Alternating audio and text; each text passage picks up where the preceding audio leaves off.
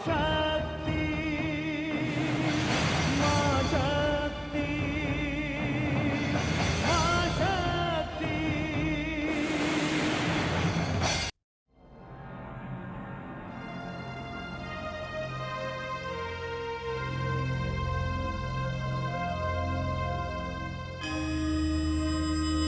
नारायण नारायण।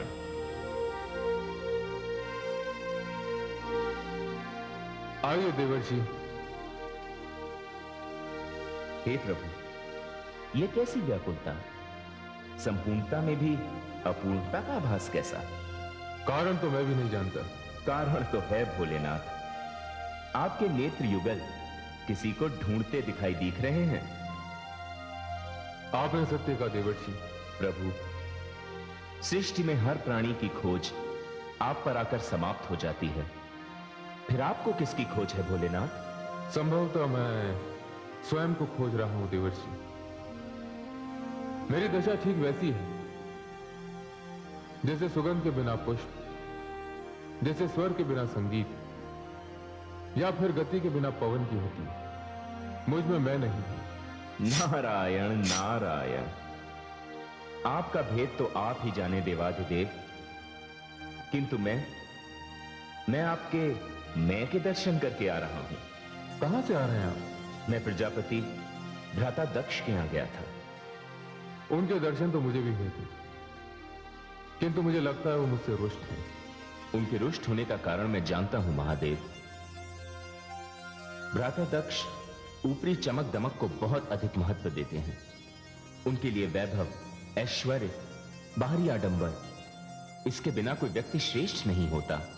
यद्यपि वे स्वयं ज्ञानी हैं, किंतु श्रेष्ठ होने का अहंकार उनमें इतना है कि वे ऊपरी चमक दमक को ज्ञान से भी अधिक महत्व देते हैं। किंतु प्रारब्ध एक ऐसी वस्तु है जो किसी भी व्यक्ति से उसका हाथ पकड़कर अपनी बात मनवा ही लेती है।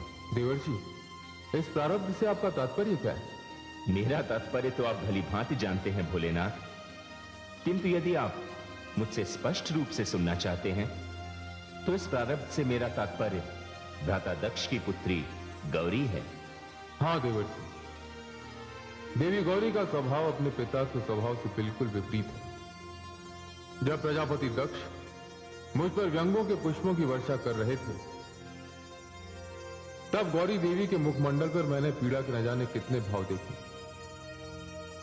वे कदाचित अपने पिता के प्रति स्नेह और आदर की भावना के कारण चुप रहे। देवर्षि, गौरी का काशी सभा से जाते जाते मुझसे क्षमा याचना करना मेरे हृदय को छू गया। उनकी शालीनता का प्रभाव अभी तक मुझ पर बना हुआ है। नारायण नारायण। हे महादेव, अब ये भी बता दीजिए, ये शालीनता का प्रभाव कब तक बना रहेगा? ये स्थायी है या कुछ समय के पश्चात समाप्त हो जाएगा? देवर्षि, आपके शब्दों का अर्थ मैं समझ नहीं पाया। अर्थ तो बहुत ही स्पष्ट है महादेव।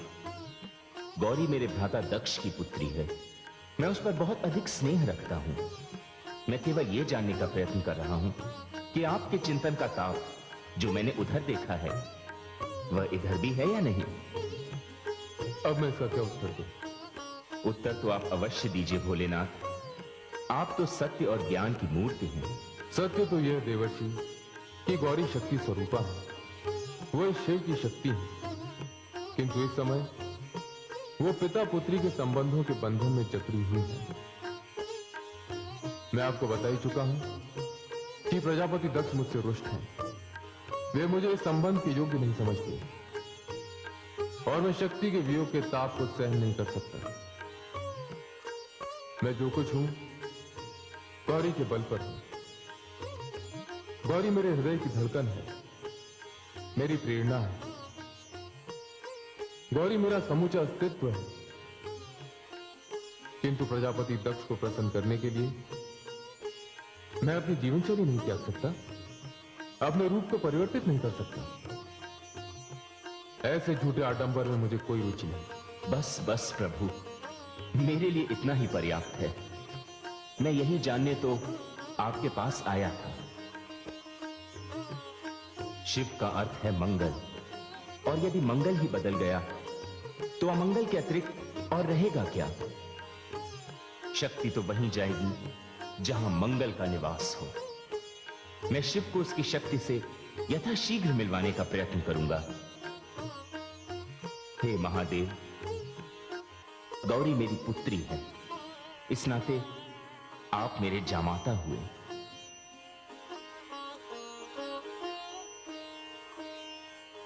नारायण नारायण।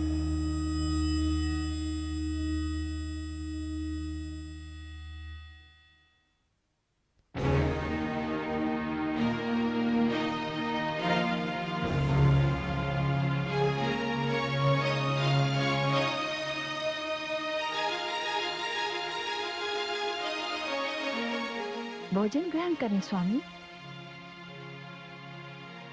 गौरी कहाँ है? आज तक उसके बिना मैंने कभी भोजन किया है? सच पूछे देवी तो उसे देखकर ही मेरी आत्मा तृप्त हो जाती है। भोजन तो मैं केवल जीने के लिए करता हूं। उसे बुलाइए देवी। गौरी को बुलाना व्यर्थ है। अर्थात? वो भोजन नहीं करेगी। भोजन नहीं करेगी? कारण? स्वामी, उसने व्रत ले लिया है। व्रत? कैसा व्रत? प्रजापति दक्ष की पुत्री को व्रत करने की क्या आवश्यकता है? सृष्टि में ऐसी कौन सी वस्तु है जो मैं उसे नहीं दे सकता? वो कौन सी वस्तु है जिसके कारण मेरी पुत्री अपने शरीर और अपनी आत्मा को कष्ट दे रही है? अवश्य होगी ऐसी कोई वस्तु जिसके लिए वो व्रत कर रही है। देवी, आप हमारा अपमान कर रही हैं। मैं अभी जाकर पता लगाता हूं। किंतु भोजन स्वामी। देवी, भोजन तो मैं तभी करूंगा जब मैं अपनी पुत्री की इच्छा की पूर्ति कर लूंगा। क्या चाहिए उसे? मणि, मुक्ता, आभूषण, या उसकी सेवा के लिए स्वर्ग की अप्सराएं? वो चाहे तो मैं उसे कल्पवृक्ष दे दूं, द्वार पर ऐरावत हाथी खड़ा कर दूं, स्वर्ग की सारी संपदा उस पर निछावर कर दूं। देवी, मैं भी तो देखूं, संसार में ऐसी कौन सी वस्तु है जो मैं अपनी पुत्री को नहीं दे सकता? स्वामी, स्वामी, अच्छा होता कि आप जानते कि आपकी पुत्री का स्वर्ग कैलाशपति के चरणों में है।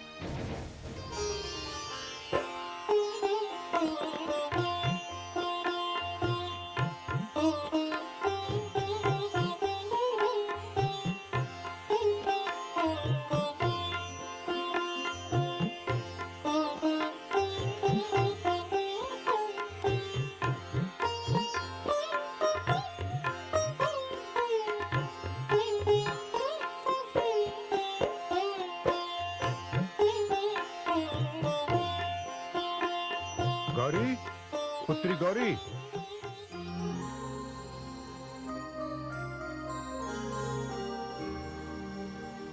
पिताश्री, आप? हाँ पुत्री, मैं तुमसे बहुत रुष्ट हूं। क्यों पिताश्री? ये बताओ, संसार की वो कौन सी वस्तु है जिसकी इच्छा मेरी पुत्री करे और वो वस्तु उसे प्राप्त न हो? पिताश्री, सत्य कहते हैं आप। मैंने कभी आपको किसी बात का उलाहना दिया? तो फिर ऐसी कौन सी बात हो गई जिसके कारण मेरी पुत्री अपने शरीर और आत्मा को कष्ट दे रही है? ये आप क्या कह रहे हैं पिताश्री? क्यों पुत्री, क्या व्रत करना शरीर और आत्मा को कष्ट देना नहीं? पिताश्री, ये आपसे किसने कह दिया कि व्रत करना शरीर और आत्मा को कष्ट देना है? व्रत से हृदय में संकल्प की शक्ति आती है। व्रत से कुछ त्यागने की भावना का मन में उदय होता है। व्रत से आत्मविश्वास बढ़ता है। किंतु पुत्री, भोजन त्यागने में कैसी उपलब्धि? क्या मिलेगा इससे? पिताश्री, ये तो व्रत करने वाला ही जानता है कि वो क्या पाने के लिए व्रत करता है। यदि ऐसी कोई बात है तो उसके लिए व्रत करने की क्या आवश्यकता है? बिना व्रत किए जो कुछ मांगना है मुझसे मांगो पुत्री। इस संसार में मुझसे श्रेष्ठ कौन? मैं तो उससे मांग रही हूँ पिताश्री जो सबसे श्रेष्ठ है। मैं तो उस भगवती परमेश्वरी से कुछ मांग रही हूँ। यही तो मैं तुमसे कह रहा हूँ पुत्री। इस संसार में मेरे लिए ऐसी कोई भी वस्तु दुर्लभ नहीं है जिसे तू मांगे और मैं न दे सकूं। नहीं पिताश्री, आप इसके लिए मुझसे हट ना कीजिए, क्योंकि मैं जो मांगूंगी वो आप मुझे नहीं दे पाएंगे। इसलिए मुझे भगवती परमेश्वरी से ही मांगने दीजिए। पुत्री, ये तो तू अपने पिता का अपमान कर रही है। नहीं नहीं पिताश्री, मैं आपका अपमान नहीं कर रही हूँ और कर भी नहीं सकती। तो फिर मुझे अवसर दे, मांग जो तुझे मांगना है। मैं पहले तेरी मांग पूरी करूंगा, उसके पश्चात ही हम पिता और पुत्री जाकर भोजन करेंगे। पर ये तो बता दे पुत्री, तूने ये व्रत क्यों रखा है? पिताश्री, मैं आपकी चिंता को लेकर थोड़ी चिंतित हूँ। मेरी चिंता? हाँ पिताश्री, मैं जानती हूँ कि आपने मेरी बड़ी बहनों का विवाह बड़ी धूमधाम से किया है। कहना तो नहीं चाहिए, फिर भी ये बात मैं आपके कहने से ही आपसे कह रही हूँ।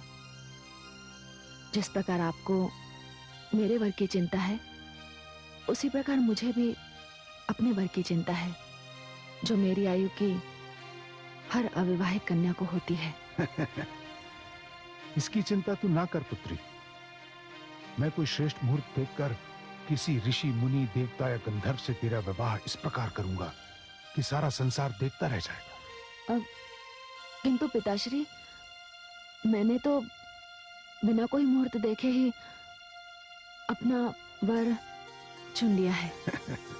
अच्छा, तो जो वर तूने अपने लिए चुन लिया है, उसी की प्राप्ति के लिए तू भगवती परमेश्वरी का व्रत कर रही है। हाँ पिताश्री। पुत्री, मुझे भी तू बता, कौन है वो भाग्यशाली?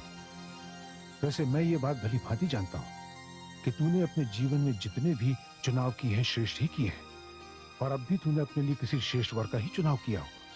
हाँ पिताश्री, श्रेष्ठता उन्हीं से प्रारंभ होती है और उन्हीं पर समाप्त होती है। ऐसा कौन है जो तेरे पिता से भी अधिक महान है? क्या वो मेरे जैसा आदि प्रजापति विधाता ब्रह्मा की संतान है? नहीं, वो ब्रह्मा की संतान नहीं, उन्हीं के समान है। वो सर्वश्रेष्ठ और सामर्थ्यवान है। तो पुत्री, मुझे उसका नाम बता। मैं तुझे वचन देता हूँ, वो कोई विष्णु के समान ही क्यों ना हो, तेरे पिता की कृपा से वो तुझे प्राप्त हो जाएगा। तो पिताश्री, आप उस वर का नाम सुन लीजिए। मेरे हृदय में जिनका निवास है, विद्वानों में वे बृहस्पति के समान हैं, पर्वतों में सुमेरु समान, वृक्षों में वट और पीपल समान, विशालता में आकाश और शालीनता में धरती के समान। वे मेरे आराध्य भी हैं और मैं उन्हें पति रूप में वरना चाहती हूँ। उनका नाम है शिव।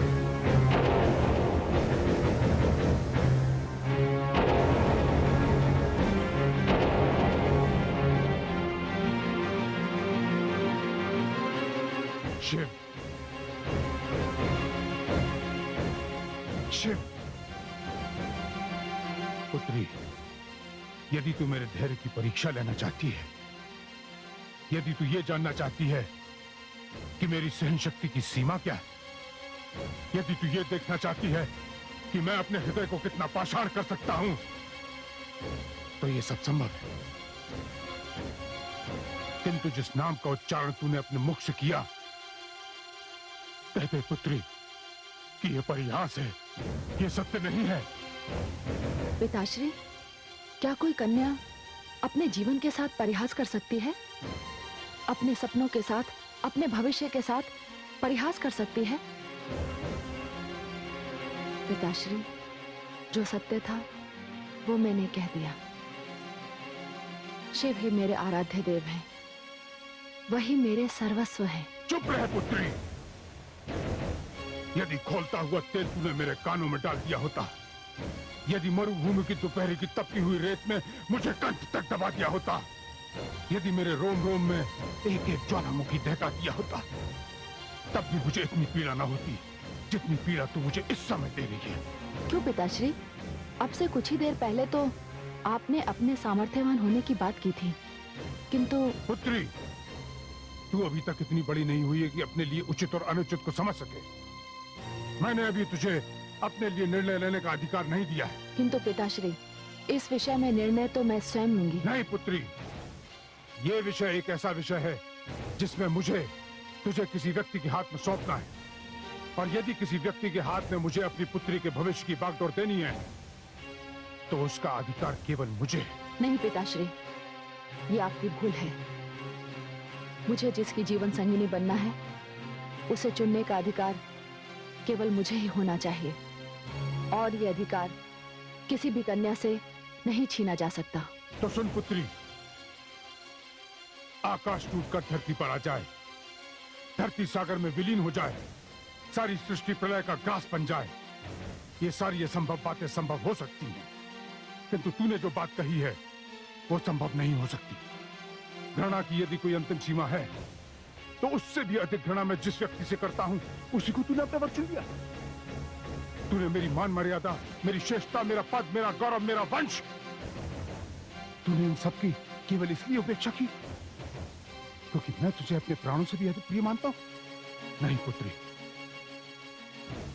लौह का मोम बनना संभव है, शूल का पुष्प बनना संभव है, विष का अमृत बनना भी संभव है, किंतु ये असंभव है। जितना शीघ्र हो सके अपना मन बदल दे, अपने विचार बदल दे, इससे पहले कि कोई अनर्थ हो जाए। मैं जा रहा हूं। पिताश्री, तो जाते जाते आप मेरी बात भी सुनते जाइए। मैं आपकी पुत्री हूं, कन्या हूं, नारी हूं।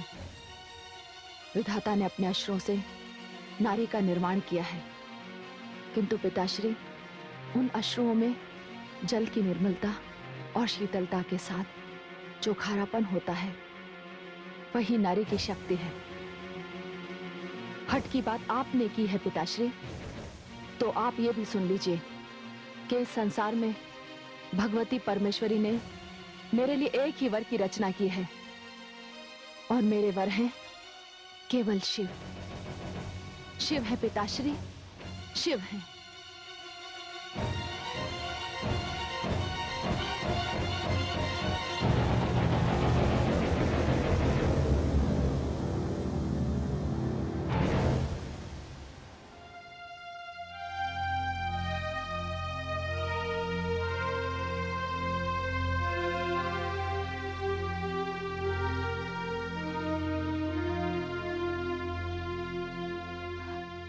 ये क्या स्वामी, आप भोजन नहीं करेंगे? मैंने तो आपसे पहले ही कहा था कि गौरी भोजन नहीं करेगी, उसने व्रत ले रखा है। व्रत? आप इसे व्रत कहती हैं देवी?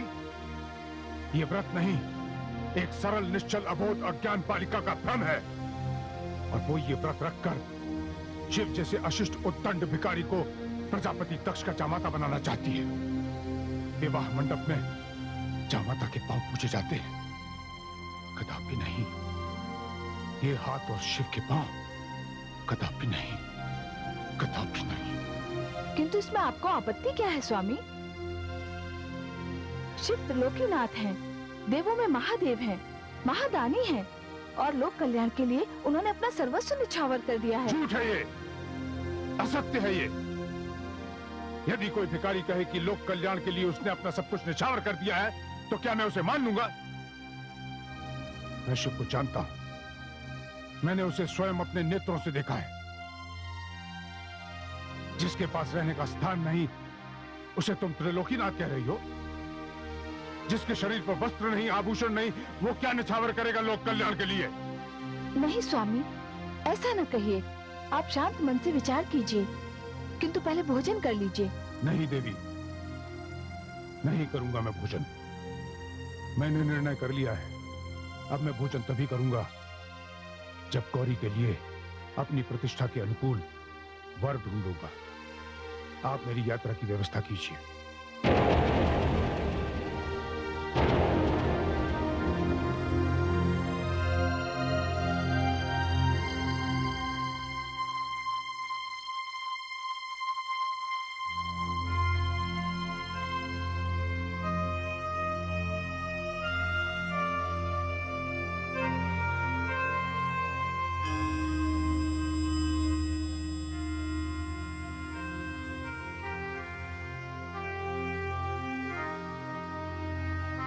नारायण नारायण। तायाश्री आप, प्रणाम। आयुष्मते भव। ये क्या पुत्री, पूर्णिमा के चंद्र के समान खिला हुआ मुख मलिन क्यों? इसके कारण है पिताश्री, उनके क्रोध और अहंकार का राहु मुझे कष्ट दे रहा है तायाश्री। नहीं नहीं पुत्री, अब तू प्रसन्न हो जा। मैं कैलाश से आ रहा हूं। क्या? हाँ पुत्री, मैंने भगवान शिव से इस विषय पर बहुत सी बातें की और हर्ष तो इस बात का है कि जो दशा तुम्हारी है वही भगवान शिव की भी। तायाश्री, स्थितियों की समानता से समस्याएं तो नहीं सुलझ जाती। उनके मन की दशा तो मुझे मलयवायु बता गई। तो क्या आप पिताश्री के मन को नहीं जानते? वो एक बार जो मन में ठान लेते हैं फिर उनका निर्णय नहीं बदलता। पुत्री, तो क्या तुम भ्राता दक्ष के निर्णय के सामने अपना निर्णय बदल दोगी? कदापि नहीं तायाश्री। चकोर चंद्रमा को निहारना भले ही छोड़ दे, सरिता अपने प्रियतम सागर से भले ही मुंह मोड़ ले, अटल ध्रुव का आसन भले ही डोल जाए, किंतु तायाश्री, आपकी पुत्री की शिव के चरणों में जो अचल निष्ठा है उसे कोई नहीं डिगा सकता। तायाश्री, तायाश्री, मैं तो तन मन से उनकी हो गई हूं। बस पुत्री, तू अपने इस निश्चय पर दृढ़ रह। जानती है पुत्री, मैं भगवान शिव को अपना जामाता मानकर आ रहा हूं।